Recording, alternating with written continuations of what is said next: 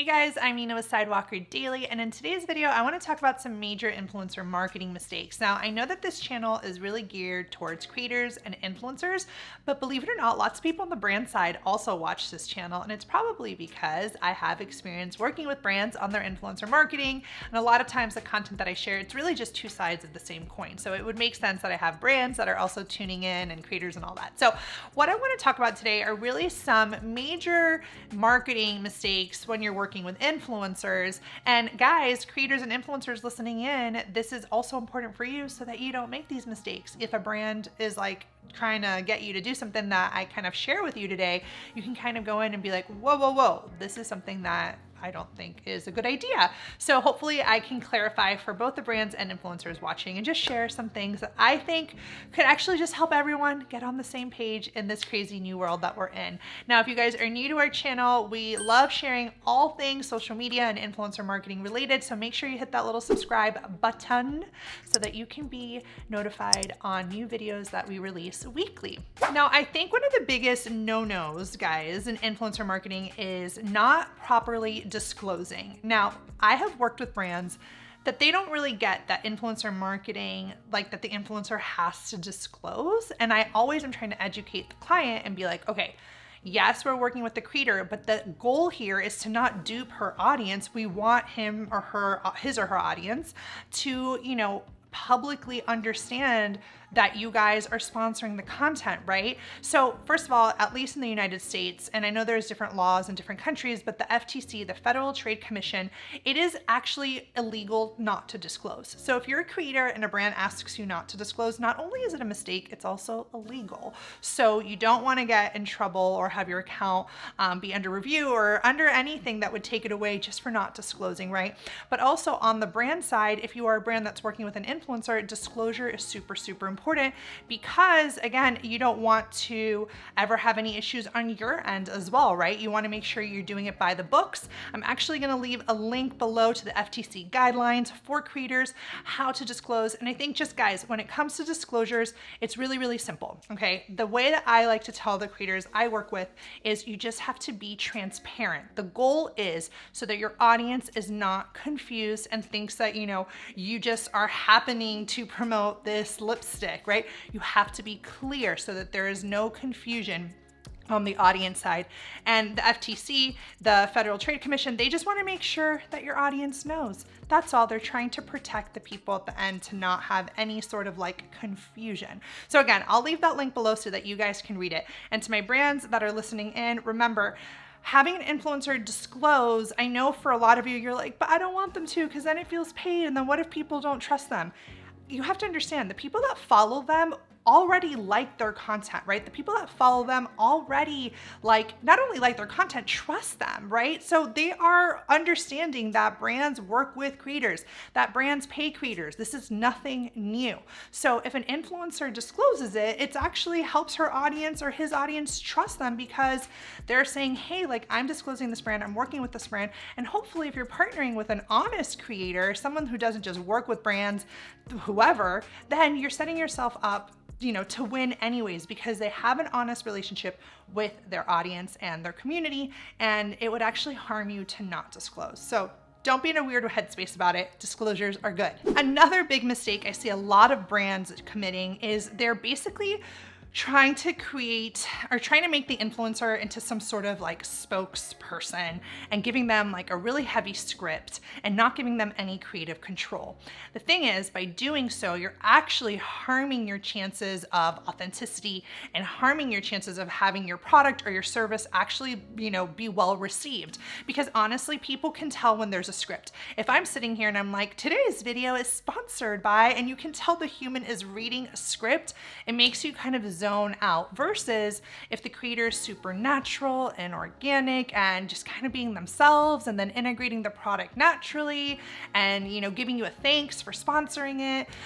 Again, all of this is actually what you want to be looking for. So to the brands out there, you don't want to be giving these strict scripts. Now, I do get that you may want to review things before they go live.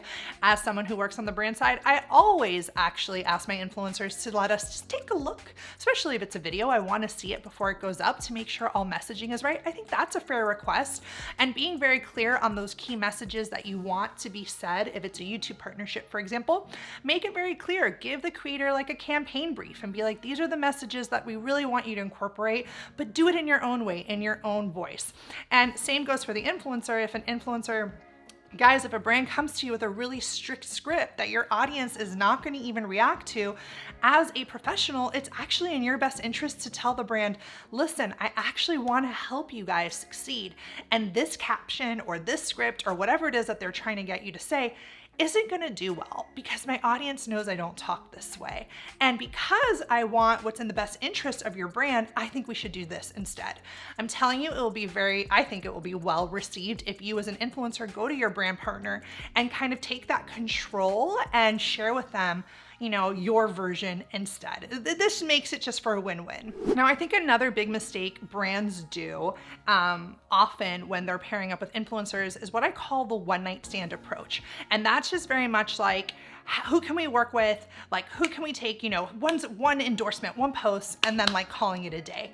This is not the right headspace to see results with the creator, right? So like, let's just say someone booked me for a 1 hour call. While I can do my best to give you as much knowledge in that 1 hour, it's gonna be very different than if I work with you on a 5 hour call, right? Not obviously all in one shot, broken up, but it's the same thing with the creator. Results are often seen over time. So obviously when you're picking the creators in your campaign, you're gonna wanna do that research and maybe start with a one-off, that's fine.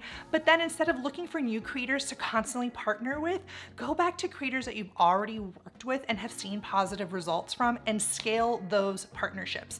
So I'll give you an example. I worked with a YouTuber on a one-off post, one-off video for one of our brand clients, and we wanted to test it, right? We wanted to see, were there any affiliate sales? We wanted to see how the video reacted. Did his audience like it? Like all that good stuff. But then once we realized it did well, it performed well, we didn't just measure the results, we analyzed them. Then we're like, okay, let's fuel this bad boy, maybe run some ads behind it, or let's go ahead and maybe be a channel sponsor and work with them again in a different capacity. So I think, one of the biggest, influencer marketing mistakes too, is oftentimes just like hunting new talent and not necessarily going back to the talent that you've already worked with, that's already knows your brand. Because every time you work with someone, there's like that onboarding, right? You have to like reintroduce them and teach them maybe about the messages and all that sort of stuff. If there's someone that you've already worked with and they've nailed the, nail on the head and they're already really good, why not reinvest into them and work with them in a different capacity? I think brands should be forming their own little influencer councils potentially, or their own programs in-house where they are working with creators repeatedly to see those results. And again, to the creators, this is something you can also pitch to a brand partner, right? If you work with them once, try to make it into a longer form partnership.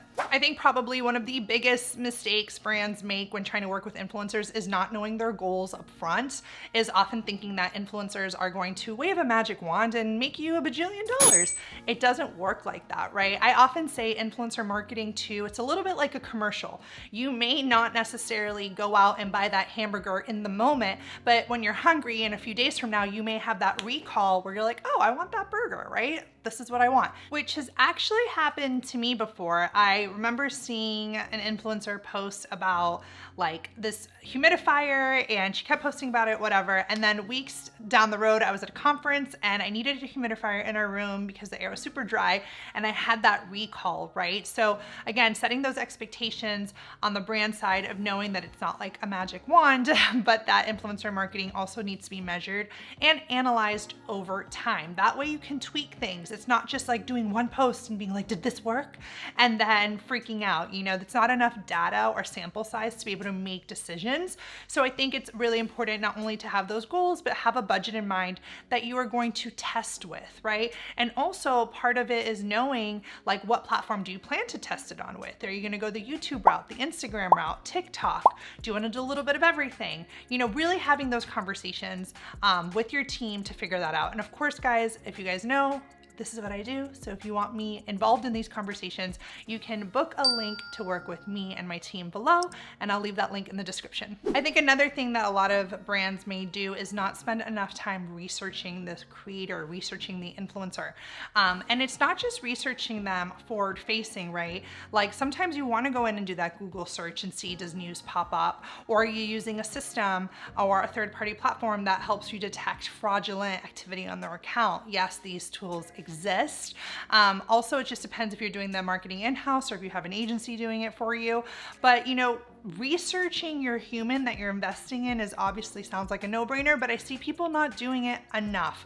Taking the time to go and see, do they post about the competition? Is that okay with you? Some of my brands love that. They're like, yeah, if our competitors worked with them, we want to. And some are like, no, absolutely not. So as a team, you'll have to like decide these sort of things. And also when you're researching the influencer or creator, you know, asking them, do they have a case study? Asking them, do they have results that they can show of past campaigns that they've worked on? Especially if you're investing a lot into them, I think it's a totally fair ask to want to see this type of work. Now, again, depending on the influencer, who you're reaching out to, what level they're at, everything is on a case-by-case basis, so you're gonna just wanna take it case by case. Some creators may not even wanna engage in conversations with brands that, you know, are going to not necessarily be someone they want to work with, right? It's all supply and the demand. If the creator or influencer is super busy, it will affect whether or not they may want to work with you.